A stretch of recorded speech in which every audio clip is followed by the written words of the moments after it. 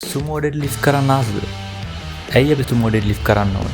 සුමෝ dead lift work කරන්නේ මොන muscle වලටද? මේක බලන්න. ඔයාලා දැකලා ඇති ගොඩක් අය සුමෝ ඩෙඩ් ලිෆ්ට් ගහනවා ලොකු වේට්ස් දාලා. ඇත්තටම මේක ලොකු වේට්ස් වලට යන්න පුළුවන් එක්සර්සයිස් එකක්. ඒ වුණත් ඔයා බිගිනර් කෙනෙක් නම් ඔයාට පටන් ගන්න පුළුවන් පොඩි වේට්ස් වලින්. සුමෝ ඩෙඩ් ලිෆ්ට් වලදී වර්ක් කරන ප්‍රයිමරි මසල් විදිහට ගත්තොත් අපිට ගන්න පුළුවන් glutes, hamstring සහ quadriceps. ඒ වගේම සෙකන්ඩරි මසල් විදියට අපිට ගන්න පුළුවන් මේකෙන් ඉන තයි එකට හොඳට වදිනවා. එතකොට ලෝ බැක් එකට, trapezius සහ lats වලට. ඒ වගේම කෝ එකටත් මේක හොඳ එක්සර්සයිස් එකක්.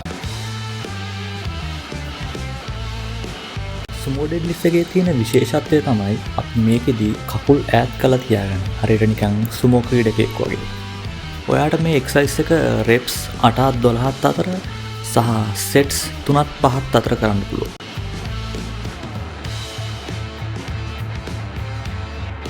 ඉතින් ඔයාලා මොකක්ද හිතන්නේ මේ එක්සර්සයිස් එක ගැන? පහලින් කමෙන්ට් එකක් දාගෙන යන්න. Cheers guys.